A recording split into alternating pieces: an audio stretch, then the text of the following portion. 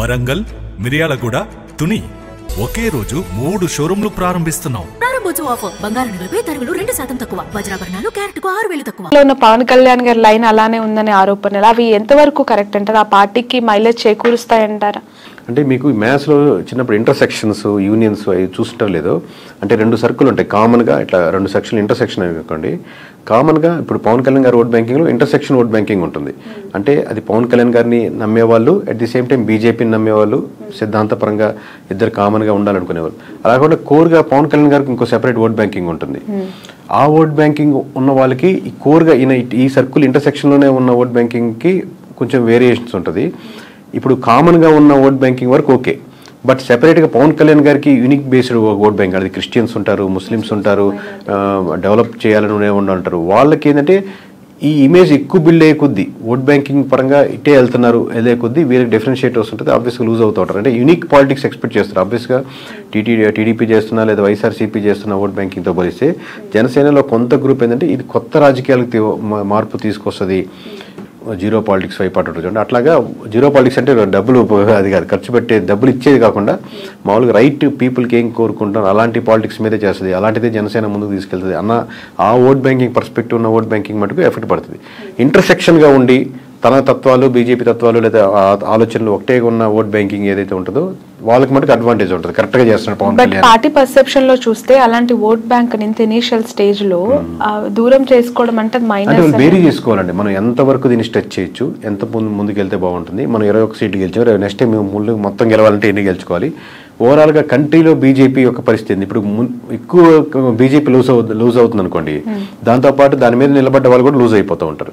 So ఎప్పుడు a stand తీసుకోవాలి, ఎలా వెళ్తే బాగుంటుంది, ఎంత దూరం వెళ్తే బాగుంటుంది, ఏ ఇష్యూని ఎంతవరకు స్ట్రెచ్ చేయాలనేది చాలా జాగ్రత్తగా, ఎలాంటి అందులో సెన్సిటివ్ టాపిక్స్ వచ్చినప్పుడు చాలా జాగ్రత్తగా హ్యాండిల్ చేయాల్సి వస్తుంది any political party. Okay, political పార్టీస్ని ఫ్లోట్ చేసే సినిమా హీరోస్ యొక్క పొలిటికల్ సస్టైనిటీ ఎంతవరకు ఉంటుందంటారు? ఇక్కడ ఏపీలో పవన్ కళ్యాణ్ గారిది మనం చూసాము, ఆఫ్టర్ ఆల్మోస్ట్ 14.5 years తనకు ఒక మంచి విక్టరీ వచ్చేసింది.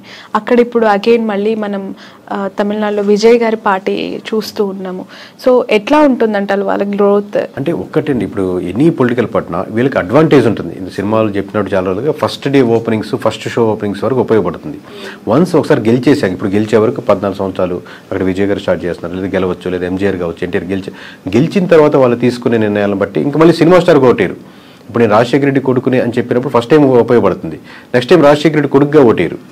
అంటే మీరేం చేశారు, అదే అలాగే హీరోగా నేను అభిమానిస్తున్నాను, హీరోగా ఓటేశాను, నెక్స్ట్ టైం ఇంకా అది ఉపయోగపడదు. నెక్స్ట్ టైం మీరు ఏం చేయగలిగారు, ఏం చేశారు, ఏ నిర్ణయాలు తీశారు, నా మార్క్ ఆఫ్ పాలిటిక్స్ ఏంటి, అబ్బా ఇది పవన్ కళ్యాణ్ తీసుకున్న నిర్ణయం, ఇది తన బ్రాండ్, ఈ చేంజెస్ మటుకు తన వల్లే వచ్చాయి, తను లేకపోతే ఇది ఇంపాసిబుల్ కేసు అన్న పీపుల్లో చేంజెస్ ఏం కనపడుతున్నాయని బట్టి 21 నుంచి 41 వెళ్ళడమా, 71 వెళ్ళడమా, లేదా 21 కూడా తగ్గడమా అనేది ఆధారపడుతుంది. ఈ 2029 చాలా దూరంగా ఒకసారి ఆలోచించి క్వశ్చన్ ముందుగానే అడగాల్సి వస్తుంది. 24 కంప్లీట్ అయిపోయింది. ప్రతిపక్షంలో జగన్మోహన్ రెడ్డి గారికి 40% ఓట్ బ్యాంక్ ఉందని ప్రతిసారి మాట్లాడుతూ ఉన్నారు. 29 సినారియో ఇదే కూటమి వర్సెస్ జగన్ గా ఉండబోతూ ఉన్నాయా ఎలక్షన్స్, లేదంటే Janasena will be back with BJP అయ్యే అవకాశం ఏమైనా కనిపిస్తుంది? చెప్పండి, చాలా లాంగ్ రన్ అండి. ఒకటి మటుకు ఫేవరింగ్ ఏంటంటే కాంగ్రెస్ చాలా బలపడుతుంది ఏపీలో కాదు, మొత్తం ఆల్ ఓవర్ ఇండియాలో. దాని ఇంపాక్ట్ అన్ని స్టేట్స్ లోనూ ఉంటుంది ఆబ్వియస్లీ. ఇప్పుడు బీజేపీకి 1% 2% ఉంది కదా, బీజేపీకి ఎవరు ఓట్లు వేస్తారు అనుకున్న స్టేజ్ కాడి నుంచి ఇప్పుడు ఎంపీలు కానీ ఎమ్మెల్యేలు కానీ గెలుచుకుని అసోసియేట్ ఉంటే బాగుంటుంది కదా అని ఉంటుంది. ఎందుకంటే ప్రతి స్టేటు సెంట్రల్లో గెలిచే పార్టీతో అసోసియేట్ అవ్వాలని కోరుకుంటూ ఉంటారు. Both are came from the ఒకే ఒక బ్రీడ్ నుంచి వచ్చిన వాళ్ళు, కాంగ్రెస్ కానీ వైఎస్ఆర్సీపీ కానీ.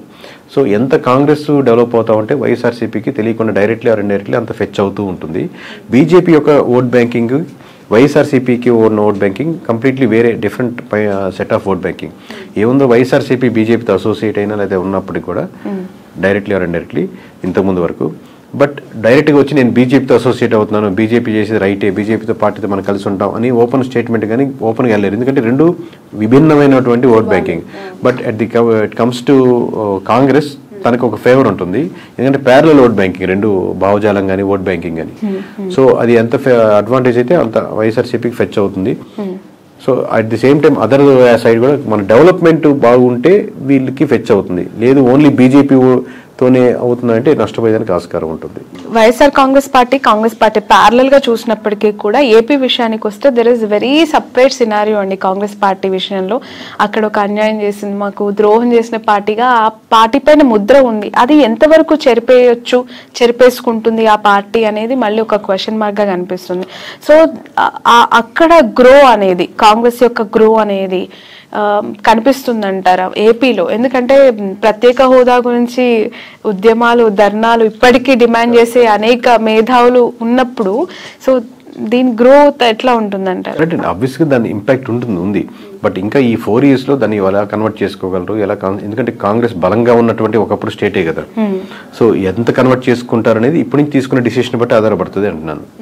ఇప్పటికైతే మామూలుగా కాంగ్రెస్కి ఓట్ బ్యాంకింగ్ ఇక్కడ ఏపీ వరకు పెరిగిపోయింది, అద్భుతంగా ఉందని ఏం లేదు. బట్ నేను ఏంటంటే నేషనల్ వైడ్ నుంచి ఇంపాక్ట్ వస్తున్నప్పుడు దాని ఇంపాక్ట్ ఎంతో కొంత ఆంధ్రప్రదేశ్ మీద కూడా పడేదానికి ఆస్కారం ఉంది. ఇప్పుడు మనం కూడా అబ్జర్వ్ చేస్తుంటారు కదా సెంట్రల్లో ఏ గవర్నమెంట్ రాబోతుంది అనేది. సో దాని ఇంపాక్ట్ దీని మీద పడుతుంది అంటున్నాను. ఇప్పుడు కూటమి ప్రభుత్వానికి సంబంధించి 3 పార్టీల కూటమి ఇది. ఒక 1.5 year 2 years తర్వాత ఖచ్చితంగా టీడీపీ సింగిల్ గానే మళ్ళీ నెక్స్ట్ ఎలక్షన్స్ కి బరిలో దిగే అవకాశం ఉంది. బీజేపీ, జనసేన మాత్రమే అలైన్ కొనసాగబోతుంది అనేది ఎక్కువగా వినిపిస్తూ ఉన్న మాట. అంటే ఇప్పుడు ప్రస్తుతానికి అయితే అలా వాళ్ళ ఆలోచన నాకు ఎందుకంటే అందరితో మాట్లాడుతున్నట్టు అలా ఏం అనుకోవట్లేదండి. కూటమిగానే వెళ్దాం అనుకుంటున్నారు. బట్ బయట నుంచి అది టాక్ అవ్వచ్చు. ఎందుకనంటే ఎక్కడో ఇంటర్నల్ గా కొన్ని క్లాషెస్ అయితే స్టార్ట్ అయ్యాయి. అవి ఉంటాయి మేడం. ఎందుకంటే ఒక వైఫ్ అండ్ హస్బెండ్ మధ్య 100 ఇష్యూస్ ఉన్నట్టు అబ్వియస్గా ఇది 2 పార్టీలు, 2 డిఫరెంట్ భావజాలు ఉంటాయి, 2 వీళ్ళ ఆస్పిరేషన్స్ ఎక్కువ ఉంటాయి. ఎప్పటికైనా టీడీపీ కార్యకర్తలు ఏమనుకుంటారు, చంద్రబాబు నాయుడు గారే ఉండాలి, తర్వాత లోకేష్ గారే ఉండాలి, ముందుకెళ్ళాలనుకుంటారు. జనసేన కార్యకర్తలు ఈ రోజు కాబట్టి రేపైనా మా వాడు సీఎం అవ్వాలి, గెలవాలి, ముందుకెళ్ళాలనుకుంటారు. సో ఆబ్వియస్గా లేదా లోకల్ ఆస్పిరేషన్స్ ఉంటాయి, క్యాస్ట్ ఈక్వేషన్స్ ఉంటాయి, ఆబ్వియస్గా ఆ చిన్న వైరుధ్యాలు ఉంటాయి. లేదా ఇక్కడ బొమ్మ పెట్టారు, ఇక్కడ బొమ్మ తీసేసారు, మా వాడికి ఏవో ఉంటాయి. బట్ ఇట్లన్నింటినీ కలుపుకొని ముందు మాట్లాడుకుంటే రోజు మీటింగ్ పెట్టుకుంటే ఎలా ముందుకు వెళ్తారని బట్టి ఉంటుంది. బట్ కలిసి ఉంటే వాళ్ళకున్న బలం విడిపోతే ఇద్దరికీ ఉండదు. ఓకే. బట్ ఈ మధ్య కాలంలో చూస్తున్న political developments towards Janasena more curious అండి. బాలినేని గారు జాయిన్ అవ్వటం, ఉదయ్ భాన్ గారు జాయిన్ అవ్వటం, వస్తున్న సీనియర్ లీడర్స్ జాయిన్ అవుతూ ఉన్నప్పుడు why not TDP, why Janasena అనే క్వశ్చన్ అక్కడ మనకు రేజ్ అవుతుంది. అంటే అక్కడ ఉన్నటువంటి సమీకరణాలు బట్టి ఫ్యూచర్లో ఇదైతే బాగుంటుంది కదా, అక్కడ ఉన్న క్యాస్ట్ ఈక్వేషన్స్ అన్నీ పెట్టి జాయిన్ అవుతారండి.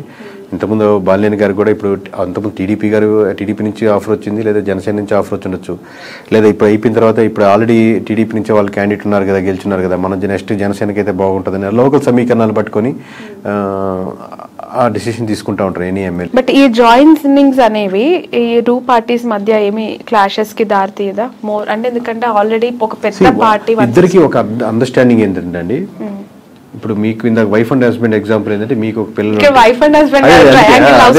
అందుకే మీకు కామన్ గోల్ ఎక్కువ ఉంటుంది. At the same time me individual మీకు కొన్ని లక్ష్యాలు ఉంటాయి, మీకు ఆయనకు ఎక్కువ లక్ష్యాలు ఉన్నట్టు. ఇక్కడ ఏమవుతుందంటే ఆబ్వియస్లీ రేపొద్దున నా పార్టీ బలోపేతం చేసుకోవాలని ఇరు పార్టీలకి ఉంటుంది, ఇరు పార్టీ లీడర్లకి ఉంటుంది. సో ప్యారల్గా ఒకటి మీకు తెలిసినా ఒకటి తెలియకపోయినా 2 పార్టీలు తన పార్టీ బలోపేతం చేసుకోవాలని వర్క్ చేసుకుంటూ ఉంటాయి. దాంట్లో ఎటువంటి సందేహం లేదు. ఎన్నికలకి ముందు వైఎస్ఆర్సీపీ నుంచి చాలా మంచి లీడర్స్, సీనియర్ ఫైనాన్షియల్ స్ట్రెంగ్త్ ఉన్న లీడర్స్ ని వైసీపీ పోగొట్టుకుంది. అది ఎంతవరకు కారణం అనేది ఇప్పటికి కూడా వాళ్ళు తెలుసుకున్నారో లేదో తెలియదు, కానీ బాలినేని లాంటి సీనియర్ లీడర్స్ ఇప్పటికీ కూడా వెళ్ళిపోతూ ఉన్నారు. వాట్ ఈస్ వైసీపీ ఫ్యూచర్ అండి, వైఎస్ఆర్సీపీ భవితవ్యం? అంటే ఇంతమంది 11 వచ్చినప్పటికీ కూడా కొంతమంది ఓడిపోయినా సీనియర్స్, ఇప్పుడు బొత్స గారు అవ్వచ్చు, పెద్దిరెడ్డి గారు అవ్వచ్చు, విజయసాయి రెడ్డి, ఇలాంటి పెద్ద సీనియర్ లీడర్స్ ఉన్నారు. సో ఎలా ఉండబోతుందంటారు ఫ్యూచర్, ఆ పార్టీ భవిష్యత్? అంటే ఎనీ పార్టీ అండి, నాట్ ఓన్లీ వైఎస్ఆర్సీపీ, ఎనీ పార్టీలో లీడర్స్ పోతుంటారు. ఇప్పుడు టీడీపీ నుంచి కూడా చాలా మంది వైఎస్ఆర్సీపీకి వెళ్ళినప్పుడు, లేదా ప్రజారాజ్యం నుంచి చాలా మంది మూవ్ అయ్యి ఉంటారు. పార్టీ మీరు స్ట్రక్చర్ అదే కాన్సెప్ట్ నిలబెట్టుకుని అదే ముందుకు వెళ్తూ ఉంటే లీడర్స్ వస్తుంటారు, పోతుంటారు, పార్టీలు ముందుకు వెళ్తూనే ఉంటాయి. బట్ మీరు అదే కాన్సెప్ట్ని, ఆ కాన్ఫిడెన్స్ని పీపుల్లో బిలీవ్ చేసేటట్టు ఉండగలిగితే టైం కొంచెం గడిచిన తర్వాత మీకు మళ్ళీ జనాలు నమ్మేదానికి ఆస్కారం ఉంటుంది. మీరు అసలు బిలీఫ్ సిస్టమే కోల్పోయారు అనుకోండి, లీడర్స్ మొత్తం 175 మంది యాస్టీజ్గా ఉన్నా కానీ ఏం గెలవలేవు. మీ సలహా ఏంటి? ఎవరికండి? 40% ఓట్ బ్యాంక్ వచ్చింది, 11 సీట్లే వచ్చాయి, అయినా ప్రతిపక్షంలో కూర్చున్నారు, ప్రతిపక్ష హోదానే లేదు అని చెప్పి మాట్లాడేవాళ్ళు.